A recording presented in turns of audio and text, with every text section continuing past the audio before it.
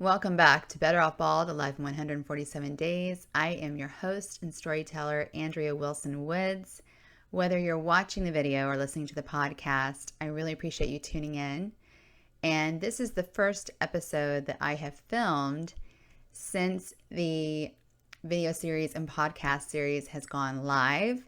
So if you're one of my very first viewers and or listeners, thank you so much, and thank you for sharing, and it's meant so much to me to see those podcast downloads and subscribes, and I'm just thrilled. Thank you. So let's get started.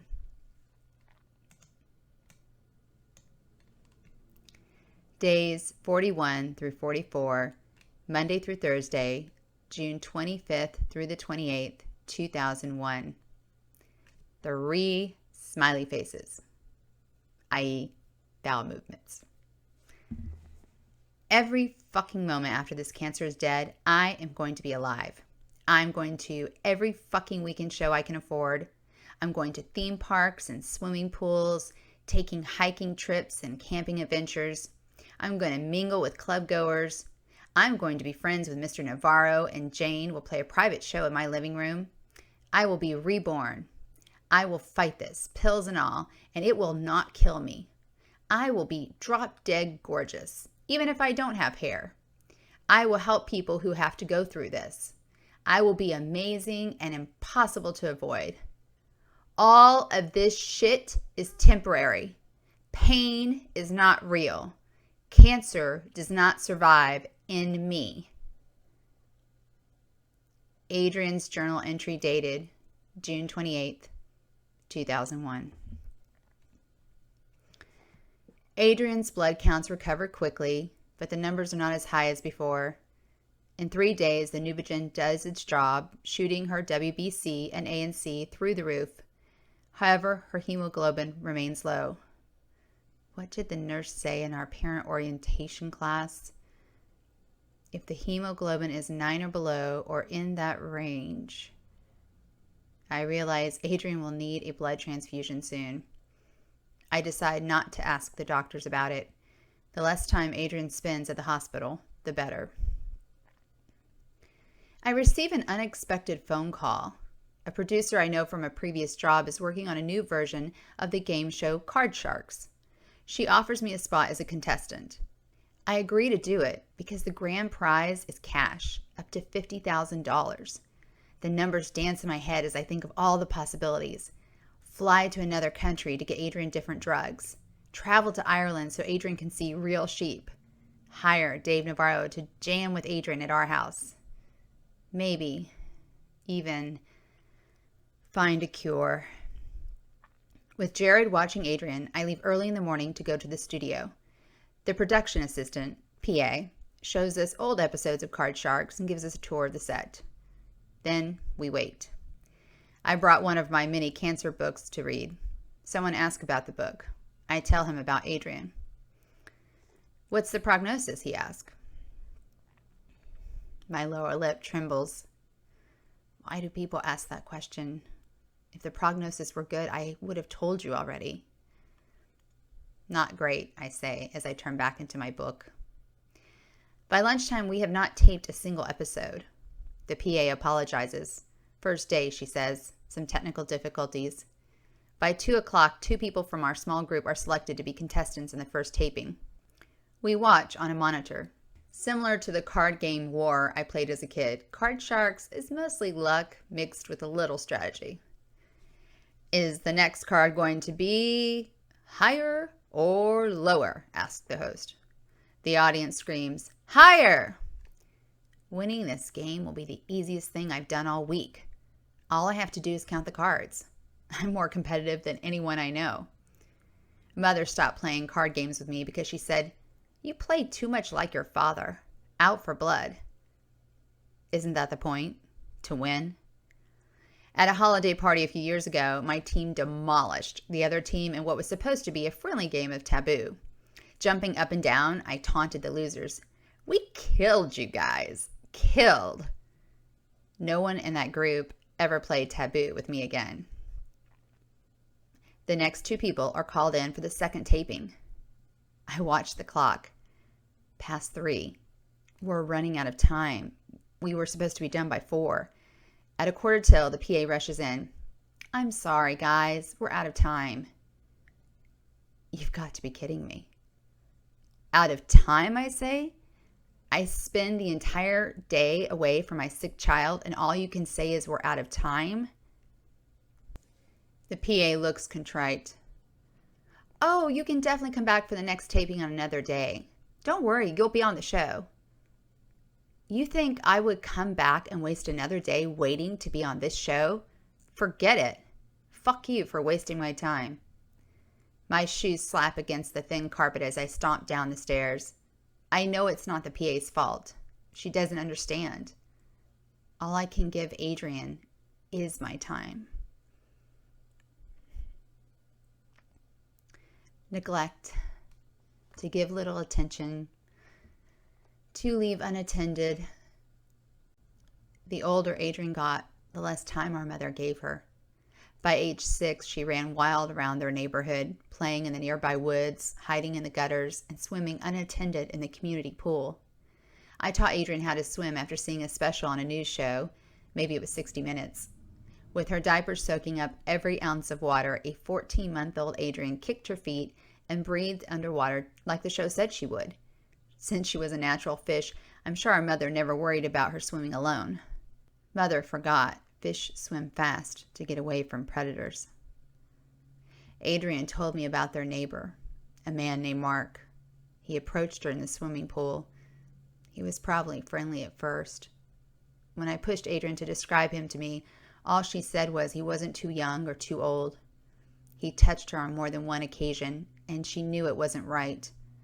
Playing unsupervised and having a mother who didn't believe her story, Adrian was perfect bait for the worst type of predator. A pedophile. Adrian didn't tell me about Mark until she came to live with me. She was being stubborn, refusing to take a shower before bedtime. She had practically glued her arms to her side. When my boyfriend Dan innocently helped me pull her shirt over her head, a low, painful sound escaped the back of her throat before Adrian began wailing at the top of her lungs. Bewildered, Dan backed off and left the room. I held a shaking Adrian as she sobbed uncontrollably. When I pressed her about the extreme reaction, the Mark molestation story came pouring out of her. At that moment, I wanted to kill 2 people. First Mark, then our mother.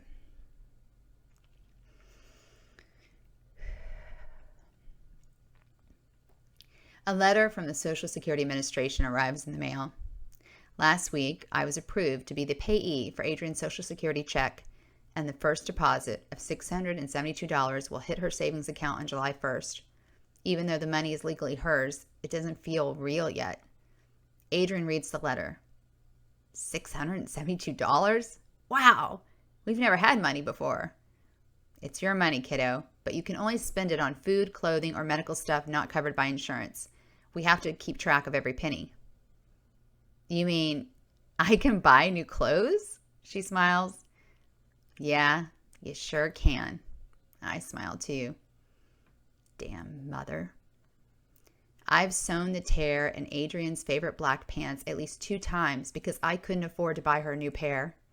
We shop at thrift stores where Adrian will duck her head if she sees someone from school.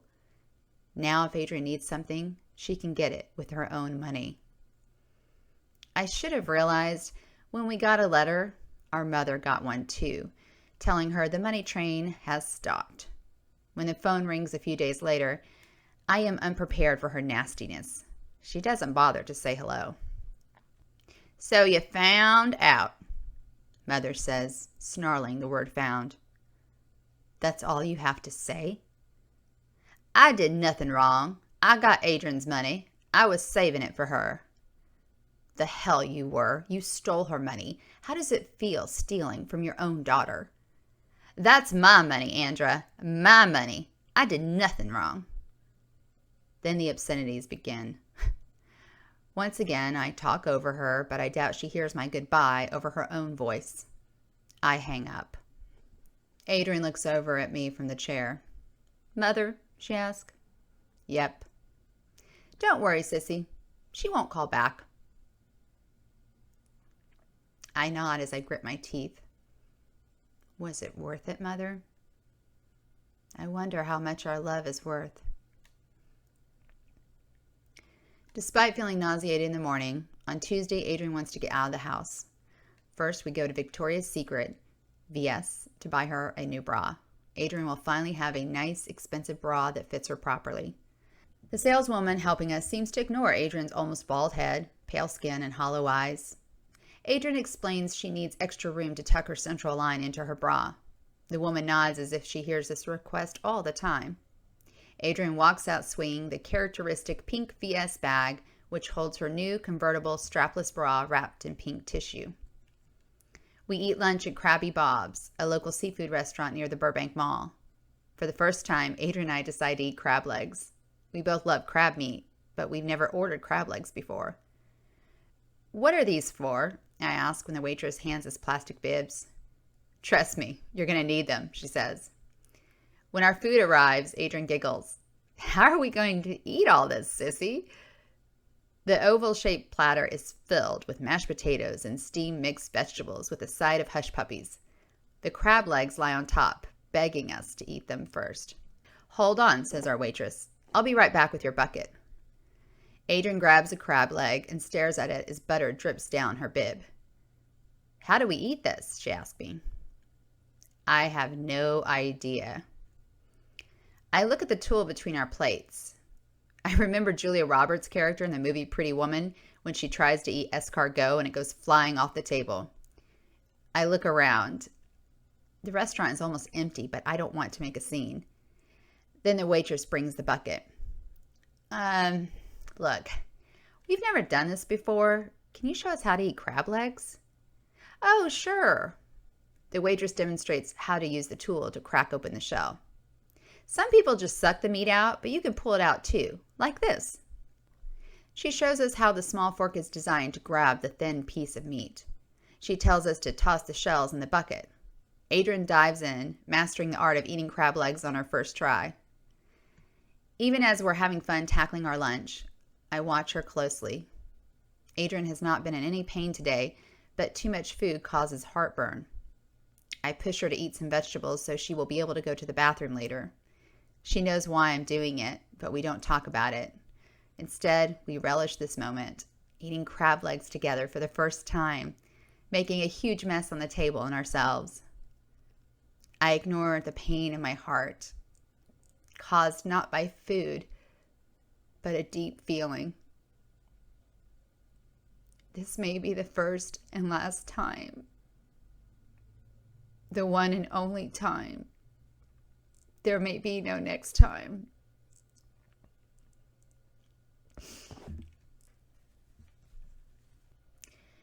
I order more books, more ammunition to fight the faceless enemy.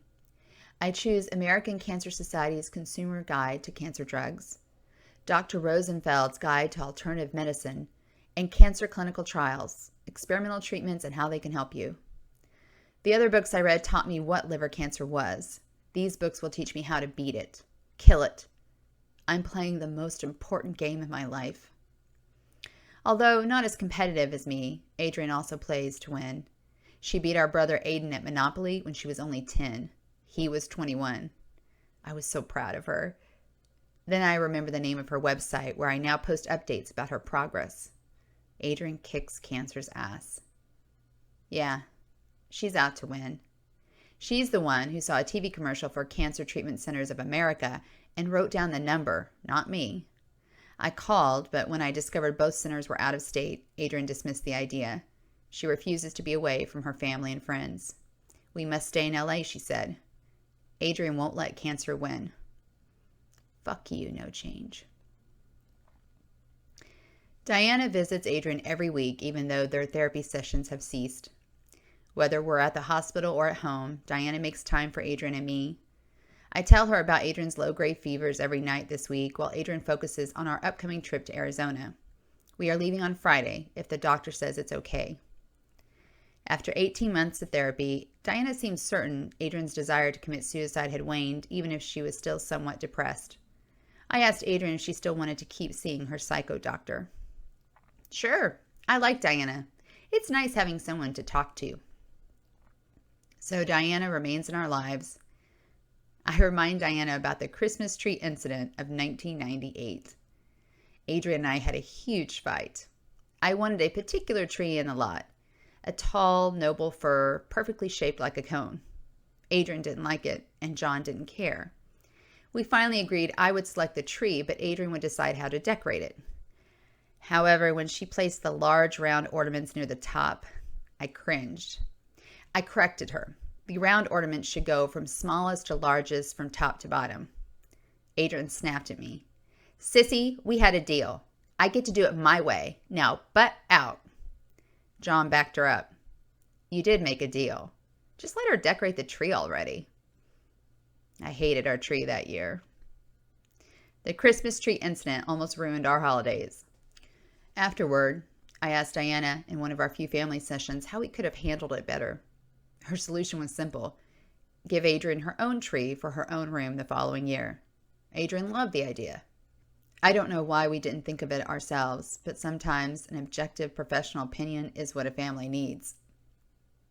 Now Diana and I laugh about something that once seemed so important. Adrian didn't even want her own tree last year because she didn't care anymore. At 14, she had more important things to do than decorate a tree. Looking back, I can't believe we argued over a damn Christmas tree. I want that tree now. That stupid tree, because it represents normality, stubbornness, and most of all, it reminds me of the way things were. Adrian wants to change her hair before we go to Arizona. She has grown tired of the 1/4 inch growth on the left side of her head and the 1/16 inch growth on the right side of her head, complemented by the clean bald patch above her right eye where she and Eli pulled out a chunk of one of her former mohawks. Adrian is always changing her hair, ever since I allowed her to dye it bright red when she turned 14 last year. She wanted to dye it when she was 12, but I said no. If you want it that bad, you can wait 2 years, I said. Not only did I make her wait, but I also mandated she never dye her hair black. I had known too many people who said black never washed out, and it ruined their hair. She agreed to my conditions. I was hoping she would forget about dyeing her hair, but of course she didn't. On her 14th birthday, she requested a dye job as her present. Adrian took it one step further, though. First, she asked our hairdresser to shave the back of her head up to an imaginary line between the tips of her ears. I almost protested, but I had promised her she could do anything she wanted with her hair. I didn't want a repeat of the Christmas tree incident. My hair's too thick, sissy. It makes me hot. This way I'll be cooler. Yeah, and you'll have no hair on the back of your head. Since her hair was dark brown, our hairdresser bleached it first before applying 2 bottles of Manic Panic Red Passion Semi-Permanent Color Cream. As an added bonus, she blow-dried Adrian's hair and put it in 2 pigtails. Cool! I look like one of the characters from Sailor Moon, her favorite animated show when she was younger. Her enthusiasm brought a smile to my face, even though I knew she would be judged now as a punk kid because of her new goth, fairy-like appearance. If I had told Adrian my opinion, she would have been thrilled. She loves fairies. However, looking like a Japanese anime character, even a warrior whose destiny is to save the world, does not make the best first impression, which matters despite what people say. Let's nair my head, sissy. That's got to get rid of the rest of what's left, says Adrian. Concerned about an allergic reaction, I do a skin test first. I dab a small dollop of Nair on the bald patch, which is about the size of a 50-cent coin. We wait the required 10 minutes before I wipe it off. Nothing. Not even redness. Adrian says, "Let's do it." I draw her bath and secure her central line in the Ziploc bag before taping it to her chest. Adrian thinks I should scrub her scalp first to loosen up the hair follicles. Using a bit of shampoo, I massage her head with my fingers, doing my best to convince her many stubborn strands of hair to let go. They hold on tight, but Adrian believes Nair will do the trick. After rinsing her head and using a towel to absorb any remaining moisture, I apply a thick layer of Nair, and we wait again. The smell of Nair reminds me of every bad perm I've ever gotten. This better work, says Adrian. This stuff stinks. I wipe off the nair with a washcloth and rinse Adrian's scalp again.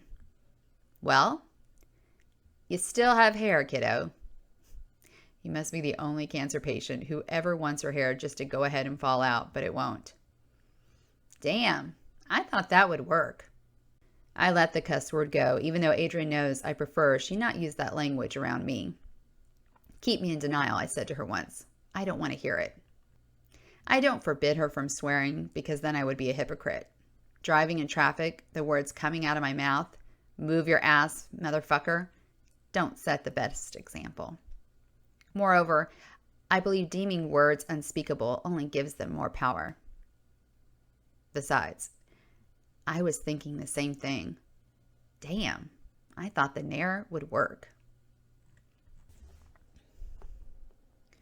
Thank you for watching and listening to Better Off Bald, A Life in 147 Days.